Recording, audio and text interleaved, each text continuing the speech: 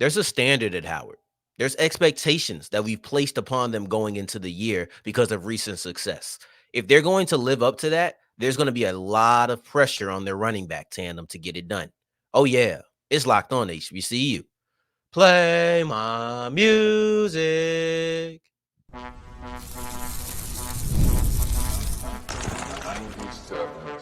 You are Locked On HBCU, your daily podcast covering HBCU sports. Part of the Locked On Podcast Network, your team every day.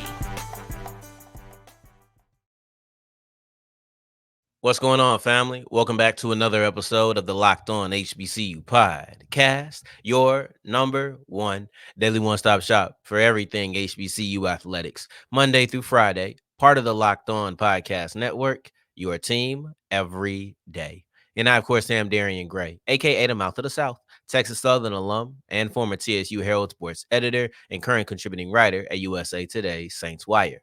Thank you for going on this journey with me, making Locked On HBCU your first listen of the day, every day. And remember, just because the mic cuts off does not mean that the journey is over. Just means it's time to follow me on Twitter at South Exclusives.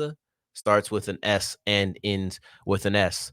Today's episode is brought to you by FanDuel, and though sports may not be sporting in the way that you want them to, that's okay, because FanDuel is giving a daily boost and bonus to all customers, new and existing, all summer long. That's every single day, every single person, all summer long. Go to FanDuel.com to make every moment more. Let me just lean into that Texas Southern side for a second. We have James Williams, a Texas Southern alum and a Texas Southern Hall of Famer, who is currently the Alabama State cornerbacks coach. He'll be joining the show on Friday as we continue our series of live premieres on Friday evenings. We're going to go 7 o'clock again. And we got a good turnout this weekend with Fred McNair. Once again, go check that out if you haven't already, because I thought it was a beautiful interview. And y'all been running it up. So thank you for all my everydayers doing that. But yes, this Friday, James Williams, Alabama State cornerbacks coach, he'll be on the show with us. So look forward to that. We just got done talking, him and I, about a couple of hours before I recorded today's episode. Now, that being said, we wrap up Tuesday's episode with a look at why you should care about preseason games. I know that as professional fans, sometimes we don't care about preseason games, but put your HBCU hat on and it becomes very important. Prior to that, the top 25 FCS Coaches poll has been a big deal on social media. It's created a lot of laughter, and I want to look at it because there have been some crazy things that have gone on in relation to the HBCUs when you're looking at the FCS Coaches top 25. But let's kick it off with Howard's running backs, because if Howard is going to live up to the expectations, right? Because I'm not just talking in general. It's not like Howard or scrubs or anything. If Howard is going to live up to the expectations that we placed upon them, as we sit here today, it's going to be a lot of pressure on Eden James and Jarrett Hunter. I think that they're both fantastic running backs. I think that they're both RB1s, and you have them in the same backfield. So when you have two guys who can be the leaders of your running backfield, then I think you feel comfortable putting the pressure on them.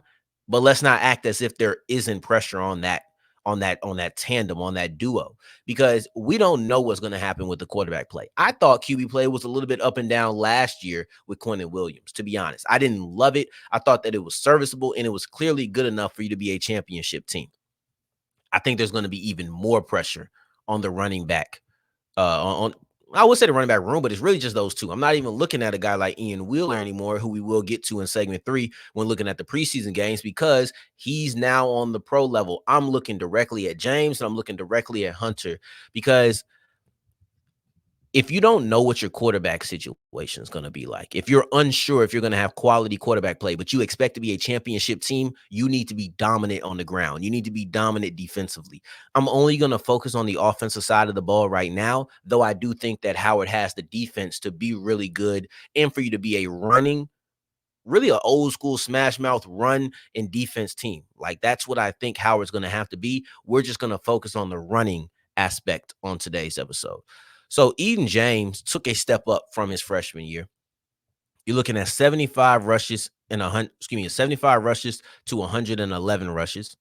So already off rip, you're looking at a larger workload that they're giving him. 75 rushes to 111. He didn't play in all the games. So you're probably going to see that naturally increase by just playing more games. And then you will see it, I guess, unnatural or forcibly increase by them giving him more rushes per carry or per game, right? I hope that makes sense. When I say naturally, I mean if you're healthy and you have the same amount of workload, you're going to see more carries, and then forcibly they're going to increase his workload.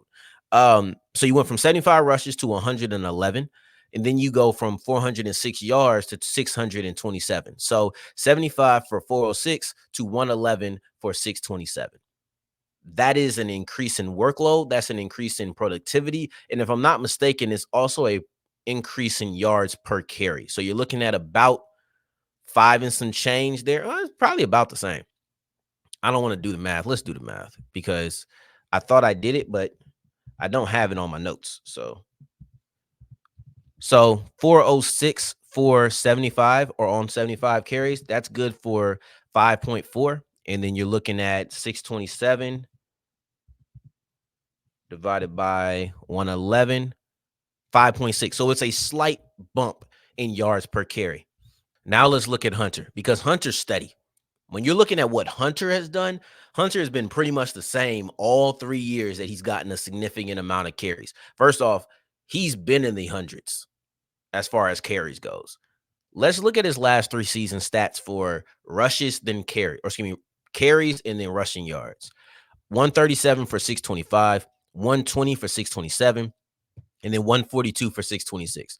So you see the yards are literally separated by 625, 626, 627. That's his number.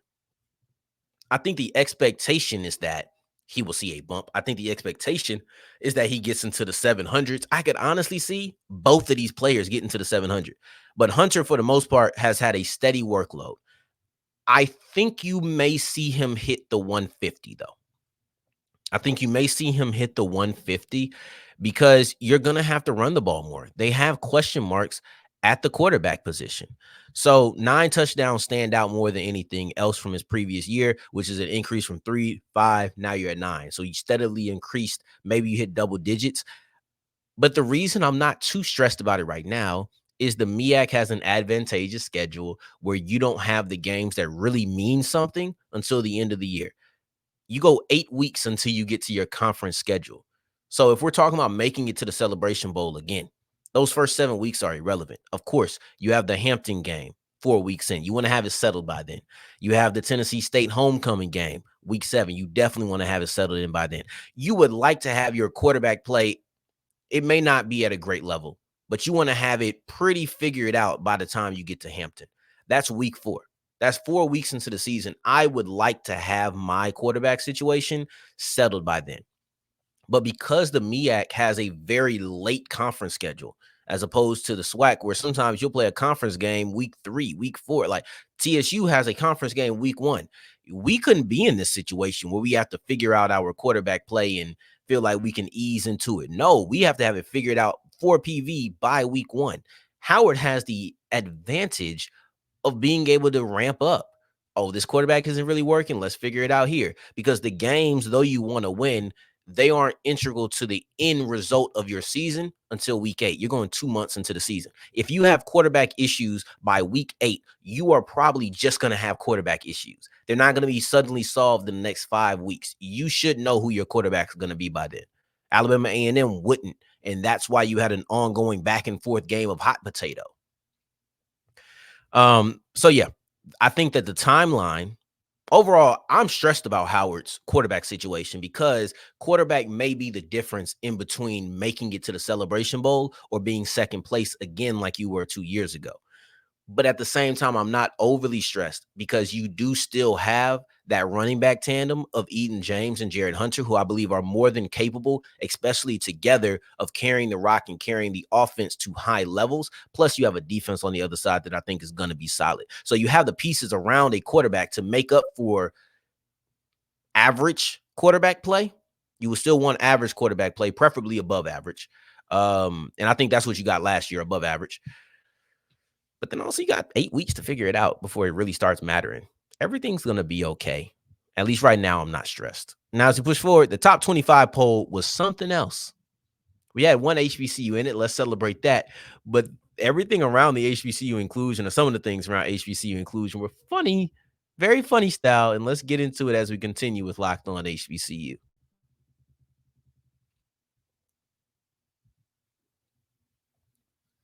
Today's episode is brought to you by FanDuel, and FanDuel is the official sports book of the Locked On Podcast Network. I don't know what you've been told. No, but for real, I don't know if sports are kicking in for you the way that they are for me. And for me, I love preseason. This is the things that I genuinely enjoy. I like watching these players who you may never see during the 17 weeks of the season, but at the same time, I'm going to enjoy watching them play football. Probably because I'm just a football fanatic. You could make some money on that. Maybe you want to go to the WNBA. The Olympics are over. Get down with the WNBA, the MLB. You can get down. You can put money down on the NFL futures for who's going to be the MVP, offensive player of the year, defensive player of the year. You can put money down on week 1 matchups already. I already took a look at the Saints versus Panthers matchup to see who was going to be the favorite, or I knew we'd be the favorite, but for how much. That's all the questions. You can find them at FanDuel.com. And nowadays, all customers, new and existing, get a daily boost every single day. That's every single day, every single person, all summer long, a daily booster bonus. Go to FanDuel.com to make every moment more. As we continue rolling on today's episode of Locked On HBCU, I appreciate you for making this your first listen of the day, every day. For your second listen, make sure you're checking out Spencer McLaughlin, because at Locked On College Football, he's getting you prepared for everything you need to know. Football is just a week away. Next week, we have game action. Oh my God. I'm so happy about that. But Spencer McLaughlin is the guy you need for all of the biggest schools in the country and breaking down that news. When I'm here with Locked On HBCU, and we're checking out the FCS Top 25 Coaches Poll. This was a mess. This was something else, because I haven't seen polls bashed like this in a long time. Y'all know I do love me a good poll. I do love me a good poll because it does give A, good content for the preseason, and then B, it just gives a decent idea of how schools are being viewed.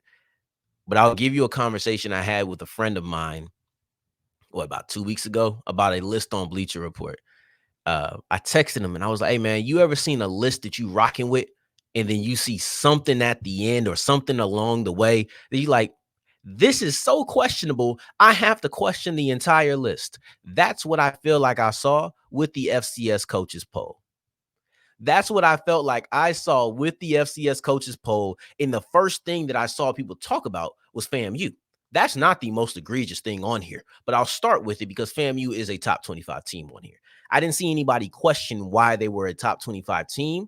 I think that FAMU is becoming, in this month before the season, the most polarizing team in Black college football. Like, genuinely. When you're looking at the month before the season, when people start talking about polls and what they expect from each school, I don't know if there's a team that is so opposite in their opinions than FAMU. You have one team to say, oh yeah, they're definitely the number one. Then you have another one says they're not even the best in their division. You have people say that the number one team, or if they're or you have people say they're the number one team and they're the best team in college football, Black college football, a top 25 team in the country. Then you have other people say they're not going to win the division. That's the two sides of FAMU. That's what's really kind of fun to me, because people are saying, hey, I don't know what to believe. Then other people are like, look, they're the returning champions. This is what they do. They have X, Y, and Z. They have this recruiting, class, this recruiting class that is full of transfers, and we think they're going to translate through this, that, and the third. Man, I love the conversation around FAMU, because me being the person that I am and going back and forth, I don't even have to do it. I see it. I go back and forth with everything. I go back and forth religiously, but I don't have to do it in this. They already done that for me. So, in this, FAMU is a top 25 team. That's very interesting, and I got to show a lot of love to them on that, because that's the other side of the coin. But the reason that people were clowning the FCS Coaches Poll in relation to FAMU is that FAMU had a number one vote, as in, like, they were voted as the best team in all of FCS football. No, I'm sorry. that one is a little bit too much. I can accept you saying they're the best team in black college football. But you want to know how ridiculous it is that they got a vote for the top spot? Nobody other than South Dakota State got a single vote as the best team in FCS football. The list is 1 through 25. 2 through 24 didn't get a single vote. 1 got 25 votes, and 25 got 1 vote. That's the crazy part. That's the part that people are saying. I forgot to change this little logo, or hope y'all go to FanDuel.com. But that's the part where people are saying these coaches' polls are BS. And I remember when I had the swag, somebody said, bro, Alabama A&M got a number 1 vote. And you trying to take that seriously? There are times when you have to take it with a grain of salt. What I will not do is dismiss the entire list, because I do think that FAMU A has been here in other lists too. And I think it's still a valuable way to say how FAMU is viewed. That number 1 vote probably got them in the top 25. That's probably the thing that secured it, because if you're 25 and you got a number 1 vote, if you would have just got another 25, you probably would have been below whoever 26 was. I think that's how it works. I think it's a weighted scale, if I'm not mistaken. But yeah, so that was funny. But I'll tell you what the most egregious thing was. It was North Carolina A&T. North Carolina A&T has no business getting votes in an FCS top 25. I don't care if they made it or not. They have no business getting votes in an FCS top 25 poll, let alone 6 of them. What are they seeing that I'm not seeing in a team that won 1 game last year? I'm not trying to blast them, but we got to be realistic here. We got to be realistic. What have you seen that the CAA hasn't seen, that the world didn't see last season? What are these 6 people seeing that says, yeah, that's a top 25 team in the country? Because I don't know. You look at the other HBCUs who are here. FAMU makes sense. I get it. North Carolina Central, 53 votes. 53 votes. I get it. Howard, 20 votes. I get it. Alabama State, 17 votes. I get it. Alcorn State, 9 votes. I get it. Those teams are looked at as the top of their class in their conference. A&T may not be in an HBCU conference, but I see the way that they're discussed in their own conference, and it definitely ain't like they're a top 25 team. They were listed, 14? They were third to last, behind the team that won 0 games in 2023 and the team that's new to the conference. This was extremely questionable. This was extremely skeptical, or created extreme skepticism in how I viewed this poll. That was another one that made me want to just say, you know what, we're throwing this entire thing out of the window. What do you mean the Aggies got 6 votes as a top 25 team? And maybe me going on about this in the way that I'm going about it at the end of the year, I'll look foolish, but I'll accept that. If I look foolish, I'll accept that, because I just don't see it. That's my thing about preseason or before the year conversations. If you're going to have before the year conversations, there's only so much speculation you can do. You got to base it in something. I hate when people be right and it's not rooted in anything. You just said it. Where'd you get that from?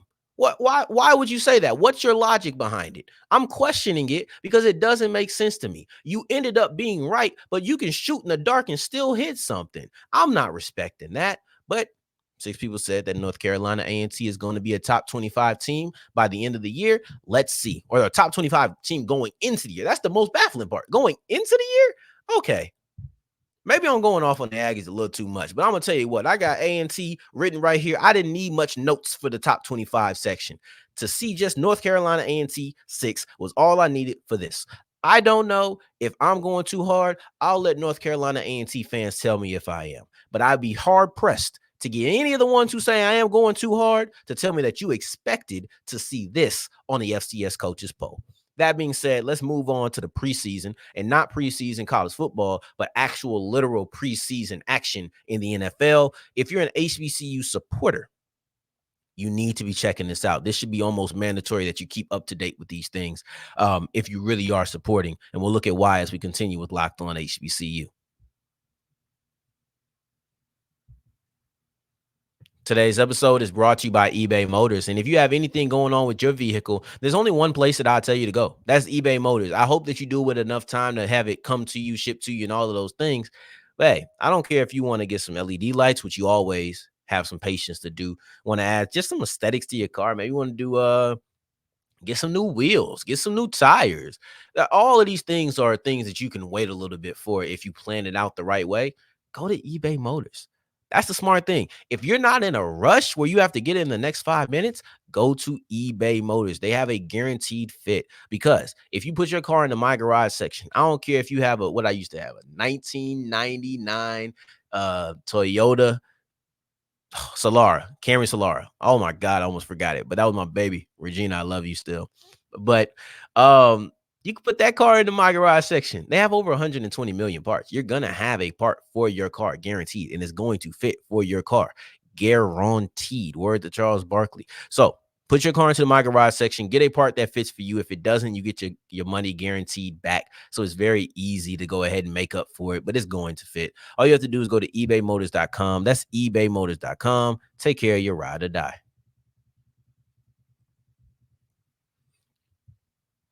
As wrapping up today's episode of Locked on HBCU, I appreciate you for making this your first listen of the day every day for your or making all the way to segment 3. And I thank you 2 times for that. Thank you. Thank you. This is simple. We always talk about supporting HBCU players and we talk about the draft period. And I think that some of it is just talk. Some of this is not true engagement. Here's the thing. You can't get those players drafted. I'm not asking you to be like, oh, well, what is my retweet going to do? Or what is my whatever? But a lot of people act like they're interested in these players when it comes to the draft cycle. I don't know. And then once they get drafted, like, oh, we wish they would have, or when they don't get drafted more appropriately as of recently, oh, we wish they should have got drafted. They're going to show they have talent. You just go in there and you get a spot. But when it comes to the preseason, are you checking up on them? I'm not asking you to watch into the fourth quarter of games with teams you don't know or you don't really care about. But are you checking up on a guy like Ian Wheeler, who had 2 touchdowns in his preseason debut as a Chicago Bear? Or I guess not his preseason debut because they played in the Hall of Fame game. But are you checking that out? Are you looking at the fact that he had 2 touchdowns in the span of 4 carries? I was looking it up because our sister company or sister, whatever you want to call it, with the Saints Wire, they had Bears Wire, and they talked about how it was an all Ian Wheeler drive. He scored a touchdown. When the Bears got the ball back, they had a 3-play, 35-yard drive. Every single one of those plays was a run by Ian Wheeler, including a 21-yard rush, which is an explosive play. I like keeping track of these things. I like coming to tell you these things. But I've done it as a lead topic with a guy like Marquise Bell, if I'm not mistaken. Didn't care. So I don't think that I'm going to be doing this as a lead topic in this preseason. I might do it as a segment number 2, maybe a segment number 3, but I don't think I'm going to do it as a 1 because people don't gravitate towards it unless people start telling me that they're gravitating. And not just 1 or 2. I'm going to need quite a few people being like, oh, yeah, I'm going to need to start seeing people care about these players when they go to the pros. Maybe that's just not a lead segment type of thing. I'm very aware after years of doing this show what's a lead segment topic and what is not a lead segment topic. There's certain sports that just don't draw. Period. There's certain sports that just do not draw. People are not going to come check my channel out for that. I'm not going to name your sports because I feel like that's disrespectful, but you may have another show, another channel that's dedicated to that sport. And it's like, oh, that can be lucrative, but on this platform, it isn't. I haven't cultivated that audience for people to want to rush and grab it. That's just not what we do. Okay. You also had Keenan Isaac, who had an interception. Mikey Victor, he should have had an interception. I think he did. I thought he was robbed of that interception in the New England Patriots preseason game. Who else? Oh, you had Jarvion Howard, and then you had Emmanuel Wilson for the Green Bay Packers. Both of them had a really strong game in that preseason debut. You had Wilson, who made the team last year, and I think that he's going to make the team again. Unless Howard gives him a real push for it, I think he's going to make that team. I know right now they got rid of Aaron Jones, so that means a little bit more room in that running back room. I think that Wilson is going to make that team again. I think running backs is going to be our sweet spot to be able to make squads, whether that's Howard, whether that's Wheeler, whether that's Wilson. We have some really talented running backs that come out. That's a undervalued position that comes from undervalued schools, kind of a match made in heaven, but you can always sneak those kind of guys onto a roster. So, and when you talk about sneaking guys onto the roster, Emmanuel Wilson in some ways is a bit of an exception because when you're a UDFA, which he was a year ago, he made his way on the roster. Most times those UDFAs turn into special teamers, they're bubble fringe players. It depends on the position that you're playing, right? Like Mikey Victor is likely not going to see much defense if he makes the roster as a bubble player. He's more than likely going to be a special teamer. And I think right there lies a little bit of value. Right there lies a little bit of entertainment for you because you're not going to be able to retweet the Mikey Victor interception tweet his rookie year. More like I'm just guessing. That's more likely not going to be the path that he has in his rookie year. And unless he booms somebody on special teams, you're not retweeting that either. So if we're just talking about showing love, not unity, not any of that, just showing love. I think there's an understanding of what HBCU athletes have to go through to make it to where they make it to, because there's a underdog mentality that all fellow HBCU alums understand is a part of the athletics. I don't know if everybody internalized that in their like regular life, but I think they understand that athletically, the HBCU, HBCU player in football, basketball, whatever the sport is an underdog. So I think it's easy to root for them. But to me, this is the time to show love because you may not be able to do it later. This is the time to stay up to date. I'm not asking you to go look up all 32 practice reports and see what HBCU athletes are performing well. I'm just saying during the preseason when the games are rolling, you see a tweet, retweet it, show some love. Check out, see what a guy like Ian Wheeler is doing, what a guy like Emmanuel Wilson, Jarvion Howard, Keenan Isaac, Mikey Victor. Let's see what they're doing. Quentin Bell, like see what these players are doing because we understand how difficult it is for them to get there. That's all I'm saying. This is very exciting. I'll do some preseason things here and there. It's not going to be heavy. Not going to be heavy, but I do like it. So maybe when it's days that I just choose, like I'm putting me first, I'll do a preseason topic. But tomorrow's episode, I'll be back. I think I'm gonna do something Texas Southern related. It's been a while since I talked about my alma mater. Let's look at Jace Wilson because he was the second team all SWAC quarterback. Did surprise me.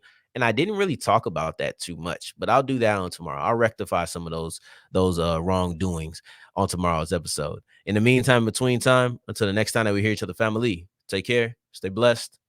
Peace.